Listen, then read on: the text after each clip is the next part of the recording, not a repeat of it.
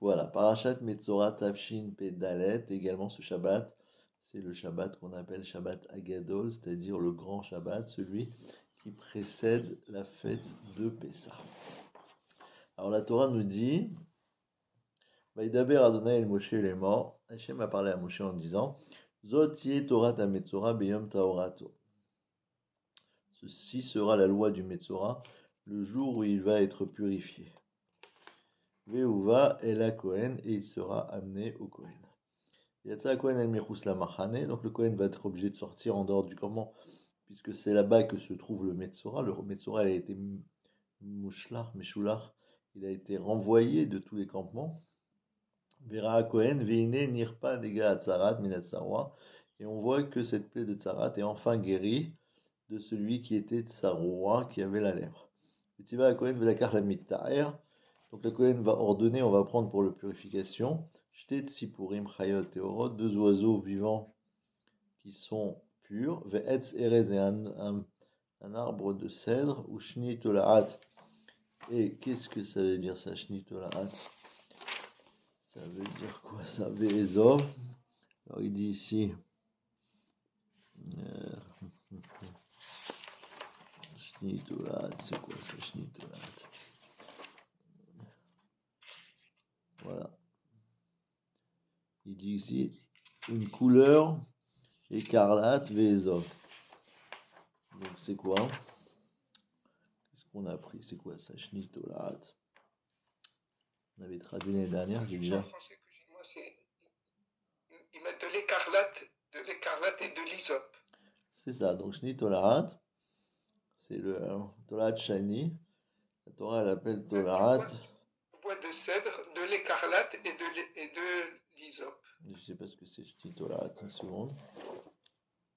Écarlate, c'est une couleur rouge, mais d'accord. Mais c'est quoi? C'est un fil de laine, c'est quoi?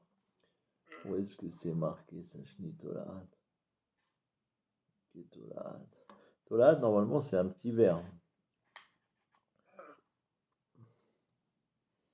C'est quoi ça?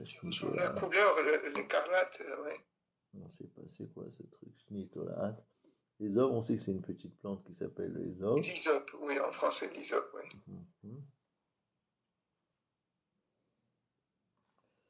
Qu'est-ce qu'ils disent ici?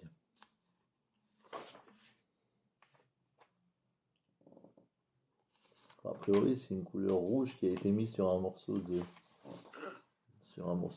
laine. Shnitolat des œufs. Qu'est-ce qu'il y a marqué ici? Donc ensuite, on fait la shrita de l'oiseau et on le sur de l'eau. L'oiseau vivant, on le trempe avec le morceau de cèdre. Vechni atolarat. Vetaizov et tavalotam. Donc c'est une espèce de bouquet qui est fait avec tout ça. On ne sait pas trop c'est quoi le shni atolat, c'est pas grave. A priori, c'est un morceau de laine trempé dans un colorant rouge, si je ne me trompe pas. Et on lui fait une azaa. Ok. Ensuite, une fois qu'on a fait ça, il y a encore toute une procédure pour le purifier, avec le rasage de tous ses cheveux, d'apporter des corbanotes, etc. Et ensuite, avec de l'huile qu'on lui met sur le pouce, sur les oreilles, sur les orteils. Il y a toute une procédure de purification, mais ce n'est pas notre sujet aujourd'hui. Et après, on nous dit dans le Sheni, Vaïdaber Adonai Moshe Velaron est mort, Kitavu el Eretz Kenan asher ani noten lachem, la Achuza. Venatati negat tsarat, bevet Eretz Achuzatrem. Je placerai la plaie de Tsarat dans la maison de la terre de votre héritage. Uba Sherlo Abaïd, Vigit la Kohen est mort, Kanega Nirali Babaïd. Il viendra en disant, j'ai l'impression que j'ai une plaie dans ma maison. Tiva Kohen, Upinu et Abaïd. Le Kohen fera vider la maison de tous ses meubles, Beterem Yavo Kohen, pour voir le Nega, Veloit Maït Kolacher, Abaïd. Et comme ça, tout ne sera pas rendu impur. Pourquoi? Parce que tant que le Kohen n'a pas donné son idée sur le sujet, est-ce que c'est tard ou c'est tamé, même si c'est tamé, pour l'instant rien n'est tamé. Donc on a le temps de faire sortir tout ce qui était dans la maison. Et ensuite il donne son sac. Vera et Anega, Veine Anega, Bikirot Abaït. Il va voir des plaies dans les murs de de la maison. Shakar, Urot, Yirak, Rakot, Adam Dumot. Ils sont enfoncés, ils sont verdâtres, ils sont rougeâtres. Umareem, Shafal, Minakir. Et ils ont une apparence plus basse que le mur. Viatsa Kohen, Minabait. El Petar, Abaït. Le Kohen, il va sortir de la maison à l'entrée de la maison. Visgir et Abaït, Shivat Yamim. Il va enfermer la maison pendant 7 jours. Et il revient le 7e jour. Vera, Veine, Passa, Anega, Bikor, Abaït. Si ça s'est étendu dans les murs de la maison, et Tiva Kohen, Vechitsu et Avani, Macher Bem, Anega, on enlève ces pierres, Vishlichu Eten al Mirsaim, on les jette en dehors de la ville, dans un endroit tamé. Vet Abaït Yaktia mi Baït Saviv. Qu'est-ce que ça veut dire ça, Yaktia? Ils vont éplucher la maison de ces pierres. Chaque fois, ils jetteront la terre qu'ils ont enlevée en dehors de la ville, le Makom Tamé. Ensuite, on prend des autres pierres et on remplace les anciennes pierres. Et une autre terre, on met pour cimenter la maison. Ici, donc c'est pour nettoyer la plaie. Vim Yeshuv Anega au Parababaït. Si ensuite il revient à cette plaie après, Parababaït, Achar Chilet et Avanim, Achar Ikatzot et Abaït, Achar Itoar, après toute cette procédure, alors, si c'est revenu, le Kohen y revient et il dit que c'est une sarat maudite dans la maison, c'est tamé. Donc il est obligé de détruire la maison, les pierres, le bois, la terre, tout ça il jette en dehors de la ville dans un makom tamé. Et celui qui est rentré dans la maison tout le temps où elle était enfermée, lui il devient tamé. Celui qui dort dans la maison, celui qui mange dans la maison, etc., ils ont tamé. Et par contre, si ça ne s'est pas étendu, alors il purifie la maison parce que la plaie s'est guérie. Donc pourquoi je vais rapporter tout ça? Pour 2 points. Pour dire que d'un côté, on avait l'habitude que le Metzora, c'est quelqu'un de tamé, quelqu'un d'impur. On avait l'impression que c'est quelqu'un d'impur. Et donc on avait l'impression qu'il y a un din qui s'appelle Tumat Saraat, Tumat à Metzora. Ici la Torah elle est optimiste, elle nous dit Zotier Torat à Metzora. Pas Tumat à Metzora, Torat à Metzora. Voici la loi du Metzora, le jour de sa purification. Donc, il y a un yann de Torah ici. Voici les lois de purification du Metzora. Donc, on n'est plus en train de le rendre tamé, on est en train de se rendre compte qu'est-ce qu'on fait une fois qu'il est guéri. Une fois qu'il est guéri, il n'est plus Metzora. D'accord. Ensuite, dans la deuxième partie de la paracha, qu'est-ce qu'on nous dit?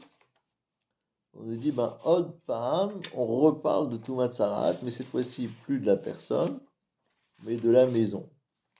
Comme quoi, même les maisons, elles peuvent tomber malades. Elles peuvent avoir des pierres qui ont des taches rouges, vertes. C'est pas normal. Et ça, c'est un symbole qu'on est en train de frapper la maison.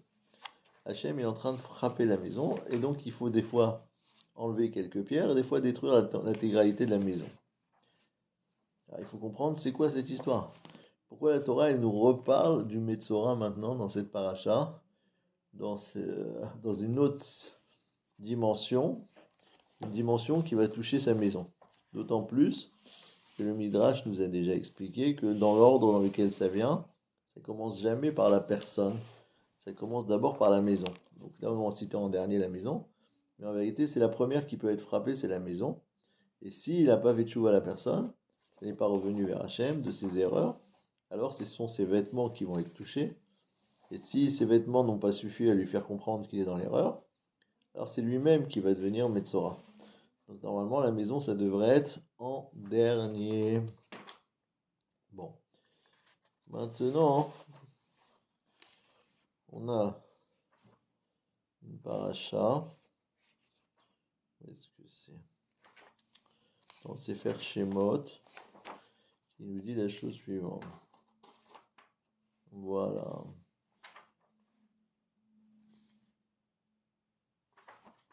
Il y a marqué comme ça. Dans Parashat Bo, dans Shemot. Il y a marqué ויאמר השם אל משה ואל אהרון בארץ מצרים לאמור החודש הזה לכם ראש חודשים ראשון לחיים לחודשי השנה Donc ça c'est Parashat HaChodesh qu'on a lu l'autre jour. Dabrou el Koladat Israël est mort. Be'asor la Chodesh azé, ve'ikru lahem ish se la betavot. Le 10 du même jour du mois de Nissan, il fallait déjà préparer un agneau par famille. Et il y a marqué comme ça, ish se les betavot, un mouton par maison paternelle, par famille donc. C'est la baït, un mouton par maison. On commence à parler de maison là aussi. Vimimat a baït miyot, mais si la maison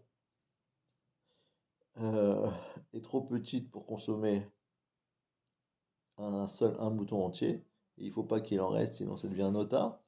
Donc on dit Velakar ou Ushreno, il prendra lui et son voisin à Karov El Beto qui est proche de sa maison, et Mirsat Nefashot, Ish Lefi Ochlo, chacun selon sa consommation, Tarchosu Alase, vous serez compté sur le Korban Pessah. Le Korban Pessah, mettons, il fait tellement tant et tant de grammes, on divise par le nombre de Kezetim et on voit. Si ceux qui sont dans la maison, ils peuvent avaler tout ça, parce qu'ils sont nombreux, c'est parfait. Sinon, il faut s'associer avec les voisins, parce qu'on ne veut pas qu'il reste des tonnes de viande à la fin. C'est Amin Ben Shana et Lachem Minagvasim Minazim Chikaru. D'accord. Ensuite, Velakru Minadam Benatnu Acheté à Mezuzot. Une fois qu'on a fait la shrita de ce Korban Pessah, on prend du sang et on met à l'époque du Beth Amikdash, enfin à l'époque de l'Estet Mitzrayim bien sûr, pas après, pas dans toutes les générations. Mais Velakru Minadam Benatnu Acheté à Mezuzot, Vala Mashkov.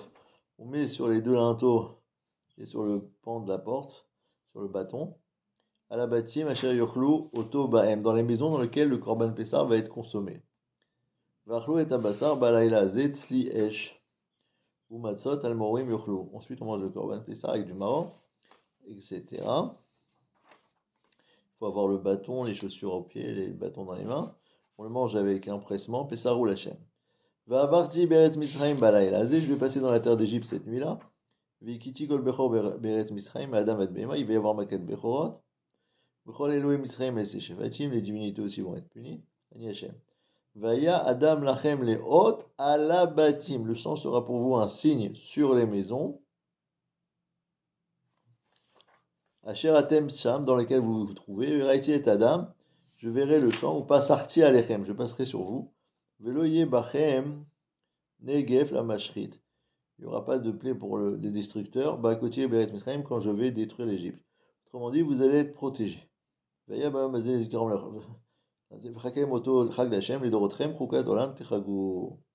ce jour-là sera un souvenir pour vous.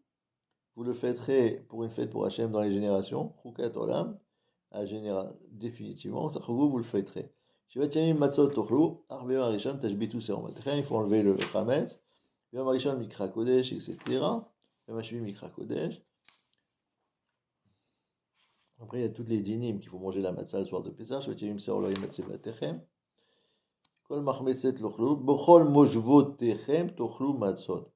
Donc on parle encore de mojvotechem. Dans toutes vos résidences, vous mangerez des matzahs. Donc pourquoi je vais rapporter tout ça? Pour qu'on fasse remarquer 3 points ici. Premier point, c'est que quand on parle du Metzora et qu'il est en train de se purifier, alors on a perdu la dimension de Tumat Metzora, mais on a Torah ta Metzora.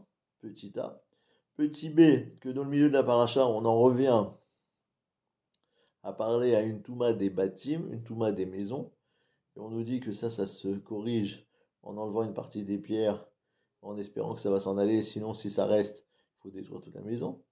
Et enfin, une troisième partie, dans laquelle on a fait un rapprochement avec le din de Yetziat Mitzrayim, dans lequel il fallait mettre du dam sur le mashkof, acheter à mezuzot, des maisons. Et la Torah, elle dit Bechol moshvotechem tochushu mazot. Donc, on dirait que la mitzvah du Korban Pessah et de la Achila des Matzot, elle est liée avec les maisons. Puisque la Torah, elle dit Vimimat abayit miyot mise. Si jamais la maison n'est pas suffisamment nombreuse pour consommer un mouton. On nous parle de maison. Y a-t-il un rapprochement à faire entre tous ces sujets, etc. Alors, on a dit que pour le Metzora, on l'a appelé Torah ta Metzora. Y a-t-il un rapprochement à faire entre la Torah et la maison? D'accord.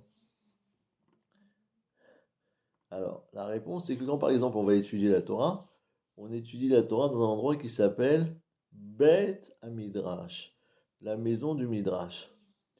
Donc c'est pas, on n'appelle pas ça, je ne sais pas comment, mais même la synagogue s'appelle Beit HaKnesset.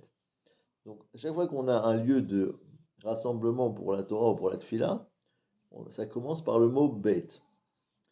Beit, c'est une maison. Donc semble-t-il, la Torah, elle est intéressée par cette notion de maison. C'est la maison qui est protectrice du clan Israël au moment de Makat Bechorot. Ça veut dire c'est Hachem qui va les protéger, mais encore faut-il qu'ils soient dans une maison. Si quelqu'un il est à l'extérieur pendant Makat Bechorot, oi va voy. Il n'a pas pu mettre du sang sur les jetés à mezuzot et sur le mashkov, et donc il est fichu. Alors ici, le Rav, comment il s'appelle? Le Rav Aaron Yehuda Lev Steinmein, il rapporte une écouda intéressante. Il dit qu'il y a marqué Vetsa Kohen Minabayit El Petach Habayit. Alors il dit Bachulin, dans la Gemara Chulin Dafyu d'Amoudbet, Lamdou Mizé, Shorolchim Achar Chazaka. La Gemara elle a appris de là qu'on apprend un principe qui s'appelle la présomption. Share Kohen Roet Anega, parce que le Kohen il a vu la plaie. Ensuite il doit sortir et il doit fermer la porte et dire que la maison va devenir tamée. Et la Gemara demande Uminalan Shelonishtan Shurat Anega. Mais qui dit qu'entre le moment où il était à l'intérieur et le moment où il est sorti, la plaie n'a pas changé de forme. Et si elle a changé, peut-être que maintenant elle est plus impure. Mais on dit non, comme elle était, comme elle est restée. Et la Kochar de Okhima Harazaka, donc la Gemara apprend de là qu'on doit effectivement s'appuyer sur la dimension de présomption que ça n'a pas changé. Alors il demande comme ça Veine les Mashekatavnu, les il, les Pasuk, la Medel. Il dit d'après ce que je t'ai déjà rapporté un peu plus haut dans le verset 34. Beshem Arambam ve'Aramban, d'après Maïmonide et d'après Nachmanide, chez Nigay Batim em Hot ou Pele, que les Negaïm des maisons, c'est quelque chose qui est un signe et qui est quelque chose d'extraordinaire. Autrement dit, c'est quelque chose que Hachem a envoyé particulièrement aux fauteurs. Ve'ena miminago shel olam. C'est pas quelque chose de naturel en disant tiens, il y a eu de l'usure, de la rouille. Zechid, alors c'est quelque chose d'extraordinaire que Hachem il envoie pour montrer à la personne qu'elle doit revenir. Alors, il dit comme ça, Zechidouche, c'est quand même bizarre. Chez Gam Bedavar Kazé, que même dans une chose pareille, Omrim Shema Amidim ala Chazaka, qu'on puisse dire qu'on va avoir une notion de Chazaka. Si par exemple la Torah avait parlé d'une plaie naturelle, je ne sais pas, l'usure des murs, on te dit ce qui était comme ci et est resté comme ça. Alors tu dirais, bon, pourquoi pas? S'il y a une plaie comme ça restait dans la situation comme c'était, ça n'a pas bougé. Mais ici où ça dépend de la personne elle-même, alors comment on peut dire chazaka? Puisque ici il s'agit de quelque chose qui correspond à la faute de la personne. Alors comment on peut maintenant apprendre ici une présomption sur les changements dans le corps? Autrement dit, ici il y a d'autres paramètres qui rentrent en compte. Qui est-ce que la personne a fait tchouva, est-ce qu'il a fauté, etc. Vegam beniga adam omrenan chasket aguf l'inyan im baeret kadma lesear lavan. Il dit la même chose dans les plaies qui touchent la personne, pas la maison. On dit également cette dimension qui s'appelle chesket agouf pour savoir si qu'est-ce qui est venu avant. Est-ce que la plaie est arrivée avant que le poil ne devienne blanc ou est-ce que le poil est devenu blanc avant que la plaie n'arrive? Là-bas, on parle de chazakot. Ou le chaora at sarat ba betivatret. Et là-bas, c'est la même chose. La fameuse sarat du corps, elle vient à cause de la avera. Fafalpi d'école choli ou mitzat pardon. Et bien que n'importe quelle maladie qu'une personne a, indépendamment de la sarat, ça vient toujours à cause d'une avera. Mikol makom eno baro. C'est pas certain. Il n'est pas mimba menesh avotav. Des fois, c'est une punition pour la faute de ses parents. Ou bien des fois, c'est le contraire. Il a tellement de mérite que ça va le protéger de n'importe quelle faute. Machenken negat saraat. Deikaro talui besibat ahet. Par contre, la tsarat elle-même, là-bas, c'est mamash lié directement à la faute. Chez Ze Inyan Aruchani, parce que c'est quelque chose de spirituel. Mikol makom omrim al chazakat ze becheskat aguf. Dit malgré tout, on voit qu'on dit sur ça une cheskat agouf. Donc qu'est-ce qu'il veut nous dire Rav Shama? Il veut nous dire deux choses. Premièrement, que effectivement la Gemara elle a appris un din de Chazaka de ça, une halakha qui dit qu'on garde les choses selon leur présomption, et il s'étonne en disant, ok, mais comment tu peux apprendre cette halakha? Puisque ce n'est pas un fonctionnement naturel, c'est un fonctionnement surnaturel qui dépend de la personne, qui dépend de son lien avec Akadosh Baruch Hu, de ses avérotes, de la manière dont il s'est repenti et autres.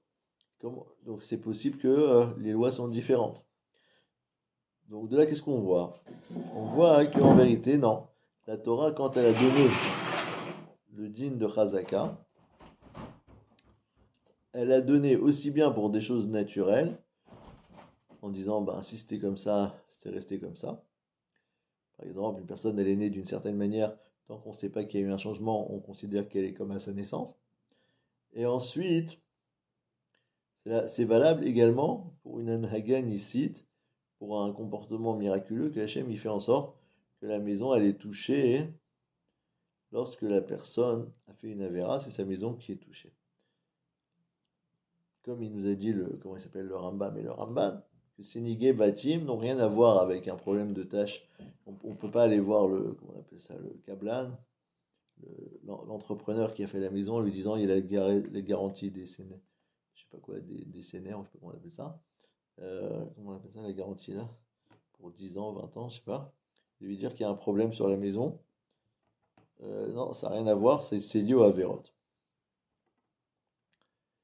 Donc de là, on en tire un truc qui est extrêmement important à savoir, c'est qu'il y a, semble-t-il, un lien entre les dimensions physiques, naturelles, dans lequel on va englober la notion de chazaka, et les notions surnaturelles et rouchaniot, comme la tzara des maisons, dans lequel on va aussi englober la notion de chazaka.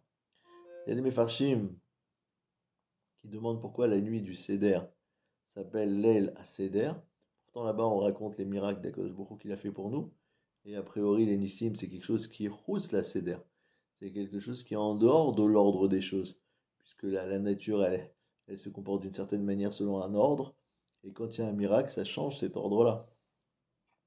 Ça fait une chose qui n'est pas naturelle, qui n'est pas ordonnée, qui n'est pas comme d'habitude. Normalement, le soleil doit se lever à l'est, il doit se coucher à l'ouest. Si un matin il se lève à l'ouest, il se couche à l'est, on va dire c'est pas comme l'ordre habituel des choses. Et réponse de Mefarshim, non, parce que Yesh Seder Lanissim, même pour les miracles, il y a un ordre établi. On a dit Yom Hashishi Vaychulu Hashamaim, il y a marqué Hashishi parce qu'il y a marqué Tnaï, Tnaï, Kosh Bokhu Maaseh Bereshit, que Kosh Bokhu avait fait une condition avec le Maaseh Bereshit, Imikablu et Torah Muvtav, etc. Donc surtout, il y a des conditions. Est-ce que le clan Israël va recevoir la Torah? Sinon, le monde va retourner les Tohuavo. Est-ce que pardon, la mer Rouge va pouvoir s'ouvrir le 7e jour de Pessah? Il y a marqué Vayeshev Am les Etano. La mer, elle est revenue dans son socle, elle est revenue à son état initial. Que la Gemara dit ne dit pas les Etano mais les Tnao. Elle est revenue à sa condition. Que effectivement, Hachem, il a fait une condition au moment de Briat Olam que la mer, elle devait rester telle qu'elle était à chaque génération, sauf à l'époque de l'Etiat Mitzrayim où elle devait s'ouvrir. Ça veut dire que même par rapport au Nissim, il y a un espèce de contrat, il y a un espèce de pacte, de mise en place d'un Seder Meyuchad, d'un ordre exceptionnel qui est mis en place, pour qu'à un moment donné, la Bria, elle change et elle passe de tel état à tel autre état. Mais ça reste dans les choses qui sont Messou Darod.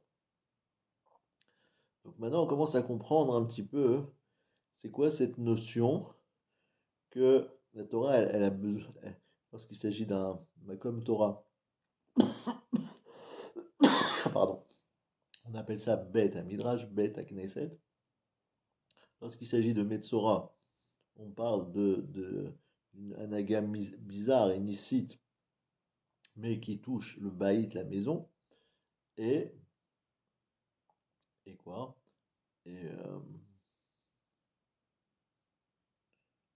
et ce que nous a dit Rav Steinman, que même dans cette maison, qui est quelque chose de, donc ici au niveau de la Tzara, de surnaturel, ça reste rattaché aux lois de la Chazaka, donc aux lois de la Baït en fait, aux lois de la maison. Donc la Torah est en train de nous imprimer ici une notion en filigrane qui est de comprendre que le seder qui existe dans l'Amazé au niveau matériel, au niveau naturel, au niveau gashmi, il existe également au niveau des nissim. Les nissim se font selon un ordre particulier, selon un seder miyuchad, et il y a une logique dans ça. C'est pas fait n'importe quoi, n'importe comment. Alors maintenant, la question c'est de savoir quel est l'intérêt que dans les nissim, il y ait un seder qui soit gardé. Et pourquoi tout ça c'est lié avec la dimension de maison. C'est quoi la maison? La maison c'est une certaine protection, c'est une certaine hagana mibachutz. Si on est dans la maison, c'est pour y mettre les meubles pour pas qu'on nous les vole, pour être protégé des vents, des pluies, etc. Donc le clan Israël, de manière générale, il se réunit dans une maison, et même le soir de Yetziat Mitzrayim, on lui demande de rester dans sa maison, de rester dans un certain domaine, un domaine de Gdusha, dans lequel il va pouvoir se rattacher à une protection d'Akadosh Baruch Hu par le biais d'un certain nombre de nissim, comme quoi Akadosh Baruch Hu, il va passer au-dessus de cette maison, pas sortir à l'Echem, c'est ça la fête de Pessah, que Akadosh Baruch Hu, il passe, il les met d'alègue sur la maison des Juifs et il leur fait pas Makat Bachorot. Et ce nes en question, il va être lié au fait qu'on va sanctifier la maison avec le sang du Korban Pessah, en mettant le sang sur les mashkov et les shnei hamezuzot, qui sont le fondement de la maison. Pourquoi la porte c'est le fondement de la maison? Parce que si on a une maison sans porte, alors c'est plus une maison. Si les voleurs ils peuvent rentrer, si les bêtes sauvages ils peuvent rentrer, ça devient une rue avec un toit. Et c'est pas une maison. Le principe de la maison, c'est que justement, elle est fermée. Alors si on est emmuré dedans, c'est pas non plus une maison, c'est un cercueil. Donc il faut qu'on puisse rentrer et sortir. Donc pour ça, il y a besoin d'une porte. Donc la porte, c'est la symbolique de la maison elle-même. Et sur cette porte, sur les deux battants et sur les deux linteaux et le battant, on va mettre le dam du Korban Pessah, qui est symbole de notre attachement à Akadosh Baruch Hu, puisque pour faire le Korban Pessah, on a dû faire une Messirut Nefesh extraordinaire, puisque c'était la divinité des Égyptiens, et il a fallu l'attacher au pied du lit le 10 du mois, et pendant 4 jours, l'Égyptien disait c'est quoi ce mouton qui est attaché au pied de ton lit? Il répondait parce qu'on va le sacrifier pour le Korban Pessah. Et là, ils auraient dû être furieux, les Égyptiens, mais ils ne pouvaient rien leur faire, parce qu'ils étaient sous protection divine. Donc ça veut dire quoi? Ça veut dire que le Korban Pessah, qui est le fruit de cette Messirut Nefesh, d'être prêt à prendre un risque énorme de sacrifier l'idole des Égyptiens pour Akadosh Baruch Hu, ça c'est rattaché avec la maison, parce que le sang de cet animal, on va le mettre sur la porte de la maison, et on va se protéger ainsi de faire en sorte que notre maison, qui était une maison des Fiat Teva, qui était une maison d'après la nature des choses, devienne une maison miraculeuse. Une maison dans laquelle on est protégé. Et c'est exactement la même dimension qu'on retrouve au niveau du Beth Midrash. Le Beth Midrash, a priori, c'est un bâtiment dans lequel on aurait pu mettre une bibliothèque ou des bureaux, mais on a mis là-bas des Stender, on a mis un Aaron à Kodesh, on a mis un Sefer Torah, on a mis des Sfarim, et à partir de ce moment-là, on a sanctifié l'endroit qu'il est la Gdusha d'un Beth Knesset, la Gdusha d'un Beth Midrash, et du coup on ne peut plus manger là-bas, parler, dormir, etc. Il s'est élevé à une certaine sainteté, et donc de la dimension de Baït, il est passé à Beit Midrash, Beit Knesset. Il s'est sanctifié. Donc c'est ça un petit peu le lien qu'on retrouve ici. La Torah elle nous parle d'un côté du Metzora, qui est le monsieur qui va se purifier, et on nous dit attention, toi tu es un être humain, tu veux te purifier, donc en quelque sorte tu es toi-même une espèce de maison. Ton gouffre c'est une maison pour ta neshama, ton corps c'est un habitacle pour ta neshama. Ta neshama était malade, ça s'est vu sur l'habitacle, ça s'est vu à l'extérieur, ça s'est vu sur ton gouffre. Une fois que tu as été purifié, une fois que ton gouffre est guéri, donc tu retrouves le kécher, le lien avec ta neshama et avec la Torah qui s'applique à ta neshama. Zot ye Torah tametzora beyom taorato. Maintenant, après, on parle directement de la maison au sens le plus large, c'est-à-dire le baït, que lui-même, ce baït, il peut avoir reçu une notion d'impureté qu'on appelle sarat. Et là-bas aussi, il va falloir, protéger la maison de cette touma-là. Comment? En changeant d'abord les pierres, en essayant de mettre d'autres pierres, de reconstituer une structure qui ne soit pas touchée. Et si la structure elle est complètement touchée, il faut tout détruire.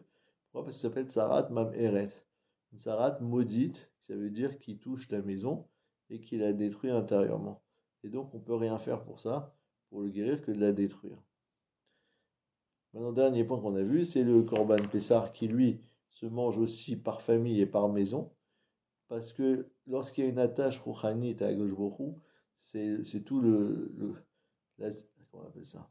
La misguérette, tout l'encadrement de la personne qui doit être sanctifiée, pas simplement la personne elle-même, mais tout ce qui l'entoure, à savoir la maison. Et cette maison-là, elle prend ensuite l'appellation de Beth Israël, la maison des Juifs, on appelle ça Beth Israël, parce que c'est aussi la symbolique de la relation entre tous les juifs du monde entier et du clan Israël qui s'appelle Beit Israël. Ils sont réunis dans une seule maison parce qu'ils ont des méritsot, des barrières qui les entourent et qui les qualifient comme une nation à part par rapport aux autres nations. On l'appelle Beit Israël. Betem Kiwi Mamlechet Kohanim Vegoy Kadosh. Ça c'est au niveau théorique, mais en pratique ça s'appelle Beit Israël, la maison d'Israël qui, elle, est reliée à Kadosh Baruch Hu. Et donc, c'est ça qu'on va essayer de retenir comme ligne conductrice et comme morale à la fête de Pessah. C'est pour ça qu'on appelle ce Shabbat Shabbat Agadol, parce que c'est le jour, à l'époque du Yetziat Mitzrayim, le Shabbat d'avant Pessah, c'était le 10 Nissan, ils étaient sortis le 15, 5 jours après c'était un jeudi. Samedi 10, dimanche 11, lundi 12, mardi 13, mercredi 14, jeudi 15. C'est ça, ils sont sortis donc un jeudi. Et donc, le 10 Nissan, c'était le jour où ils ont pris le mouton et il y a eu un grand naisse que les Égyptiens n'ont rien pu leur faire. Donc, on commence le Chag à Pessah par cette dimension-là de Shabbat Agadol qui est de dire voilà, on s'apprête à faire la shrita du Korban Pessah dans notre maison. Et ça commence déjà depuis le 10 Nissan. Et donc c'est la préparation à la fête de Pessah, c'est une préparation à cette notion de préparer le Korban, de lui faire la shrita, de mettre son sang sur la maison, et que la maison soit déjà sanctifiée par le dame du Korban Pessah, qui est la relation avec Akadosh Baruch Hu. C'est pas pour rien que sur les portes de la maison, on met la mezouza, qui a un lien aussi avec Akadosh Baruch Hu. Comme il dit le Rambam à chaque fois qu'il sort, il met la main sur la mezouza, et il est Pogea Beyichud Hashem. Il se dit, oui c'est vrai, Hashem il est un, il est unique. La personne elle est consciente en rentrant chez lui, en sortant de chez lui.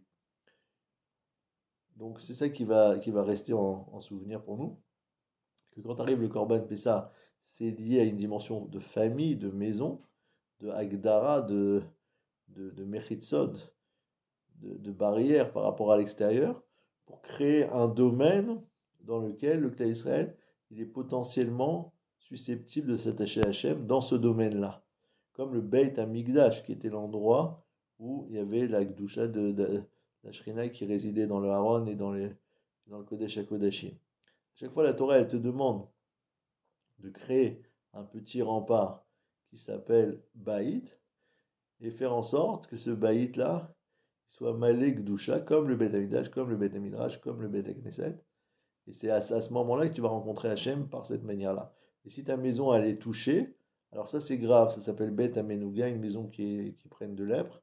Et si elle ne guérit pas, ça s'appelle Tsarat Mam Eret. Il faut détruire cette maison. Parce qu'on ne peut pas garder un lieu comme ça, qui est censé être Mekabel et Kabbalat Paleshrina, et qui en fait n'arrive pas à le faire. Et inversement, une fois qu'arrive la fête de Pessah, c'est une fête qui est symbolisée par la notion de maison. On reçoit les invités chez soi pour le soir du Seder. Il faut être Meyusha, il faut être installé à une table. On dit Shulchan HaSeder, la table du Seder. La table est forcément dans une maison. Elle est forcément quelque part où on peut se réunir. Et au travers de cette réunion, Vimimait Abait Meot Mise, si la maison elle n'est pas suffisante pour faire un mouton, on s'associe avec les voisins. Mais c'est quoi les voisins? C'est la maison d'à côté. Donc ça veut dire tout est rattaché à cette notion de baït. Une fois qu'on en est conscient, alors on peut s'approcher de la fête de Pessah avec une compréhension plus importante de ce que c'est que trouver un contexte, un cadre à sa avodat Hashem. Voilà pour aujourd'hui.